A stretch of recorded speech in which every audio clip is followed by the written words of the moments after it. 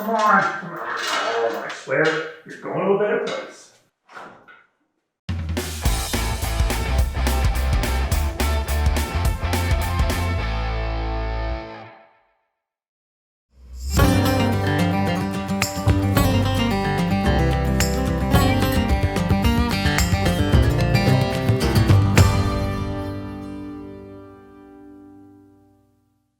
Hey guys, welcome to the Malicious Mischief channel. In today's episode, we are all back on Project F250.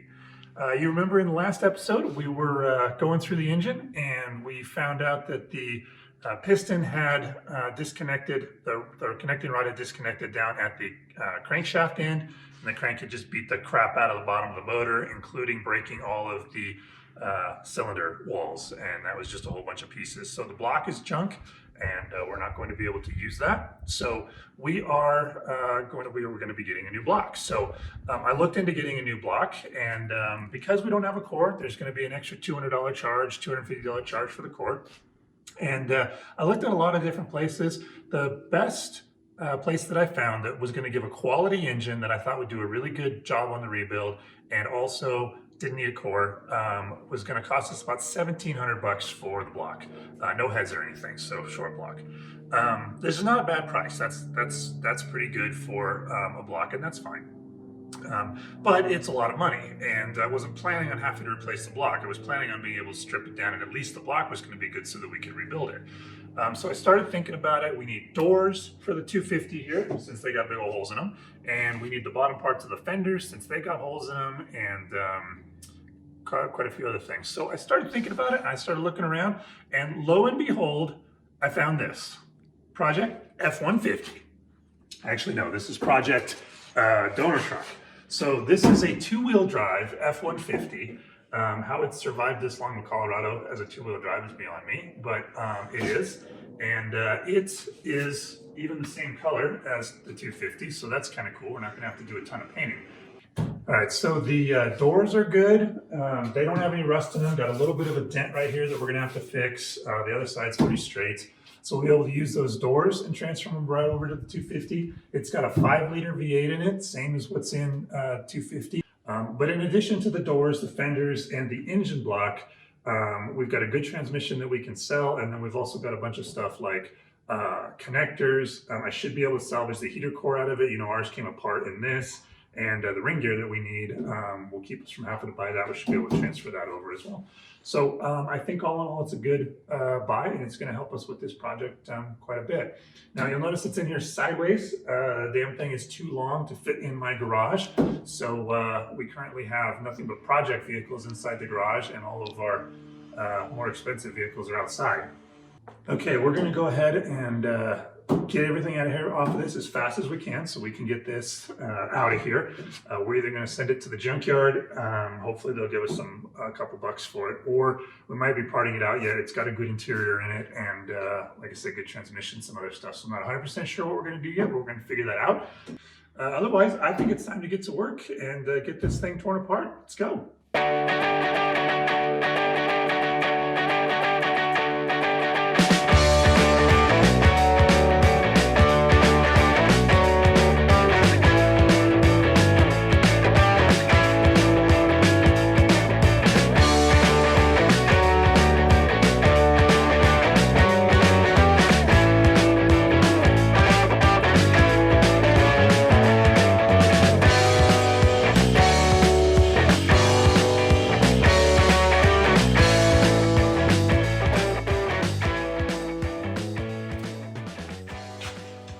Alright guys, so this is actually a great thing to show you just as we're getting started here.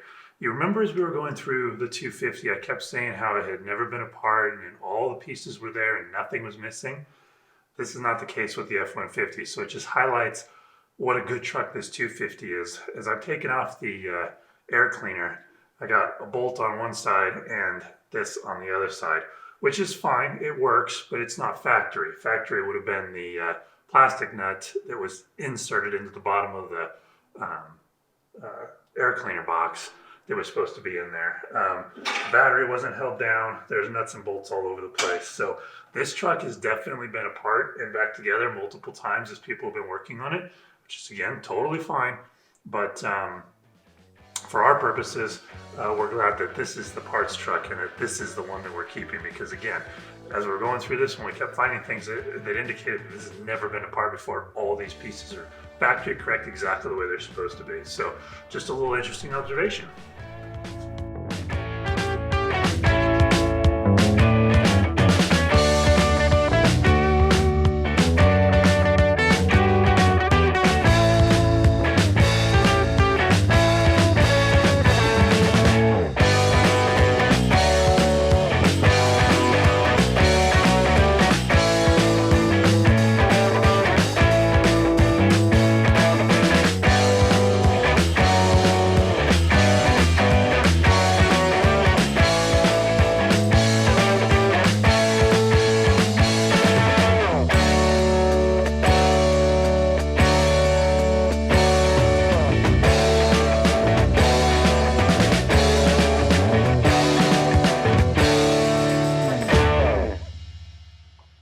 All right, guys, just a pause here.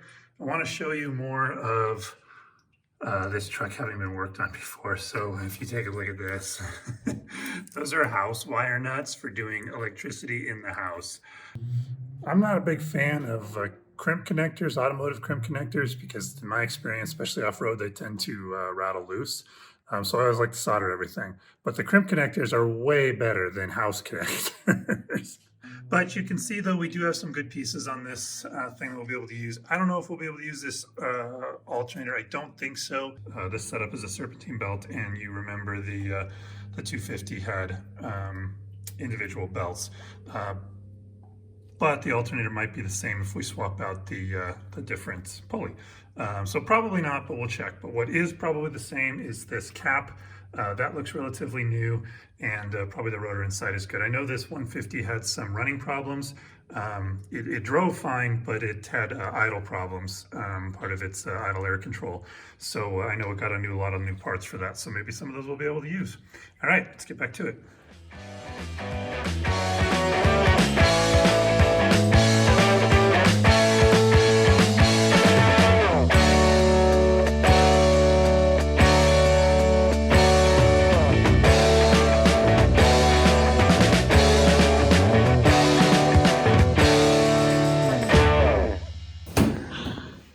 Guys, I think that's a good place to end for today. So Project Resource Truck here is coming along just fine, and hopefully we'll get the motor out tomorrow. But today we're going to call it the end of the day.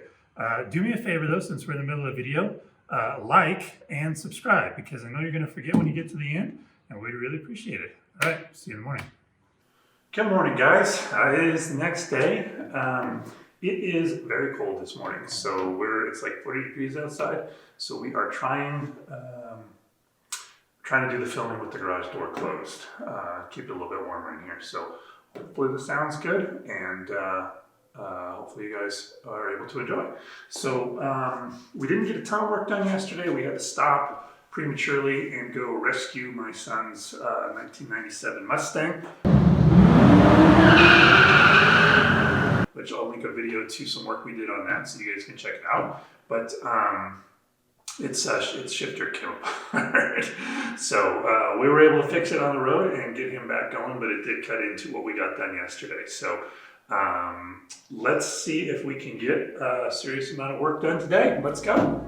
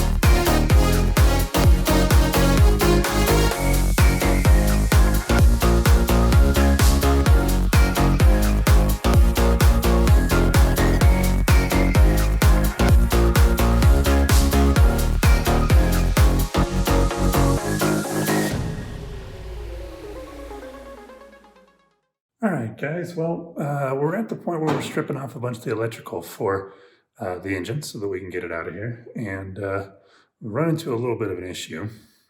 Not an issue per se, but I'm trying to remove as few components off the front of this engine as possible so that we can get out of here as fast as possible. But we've got this going on. Can't disconnect that any farther without taking this off. Plus, that AC compressor, as far as I know, is good. And yeah, that turns. So while we don't have air conditioning on the 250, this type of compressor is excellent for converting to an air compressor to run air tools on four-wheel drives. So I don't know that we'll want to put it on the 250, but if we do, we could. And if not, it would be excellent to save it for a future project. So I think I'm going to go ahead and pull that off, and then that'll free up the electrical so we can get that out of there.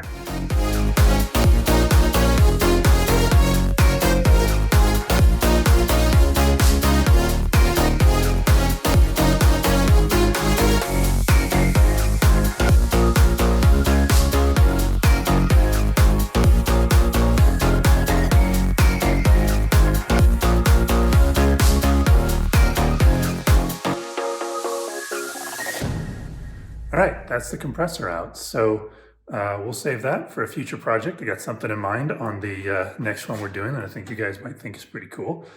So we'll save it for that. And now we're ready to start taking out all this. Wow, this is really hard. All this electrical stuff right here. So let's get to it.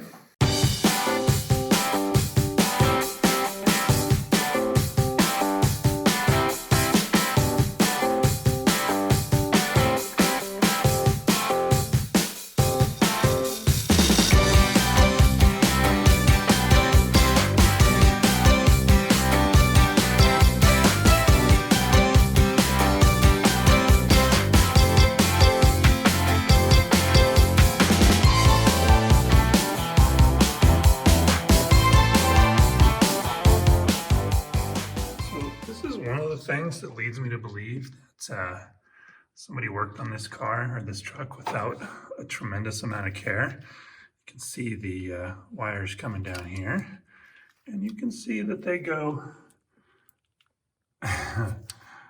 It smashed the crap out of that between the block and this bracket right here. I'm not sure what that's going down to. I'm sure we'll figure it out, but we found at least half a dozen things on this that would indicate why the truck wasn't running super well. And I don't know if this is going to an important sensor or what have you, but we'll figure that out. But the spark plug boot was not actually connected to the spark plug when we took this apart, so that wasn't connected. We already talked about that over there. That probably wasn't helping things. And then I found half a dozen places, like when we were taking this out, the alternator out, that bolt was finger tight, and stuff like that. So just not a whole lot of care taken on the work on this engine. So we're going to fix this, and we're going to get that motor all taken care of, and we're going to get it as in nice a shape as when it was new, and we're going to fix all the stuff that's wrong with it. It's going to go to a better home. So let's get it done.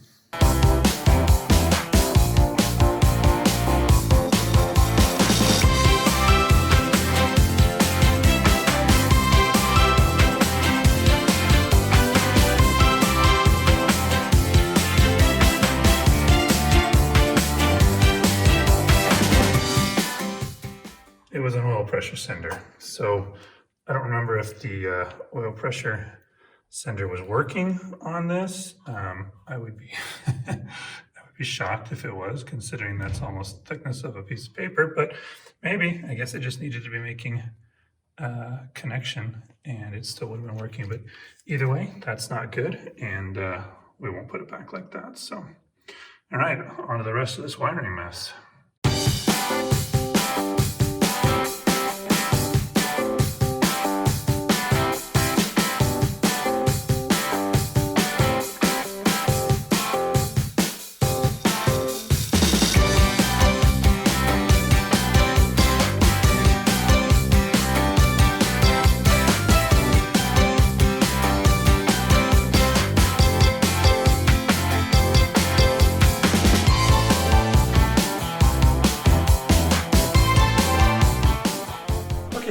so that is it on everything that has to come apart up here. I think the only thing that we have left to do is to pull the exhaust system to disconnect that and get the drive shaft disconnected, and there might be one or two, probably shift linkage, things like that. So not a whole lot left, but everything else is under the truck. So let's go under there.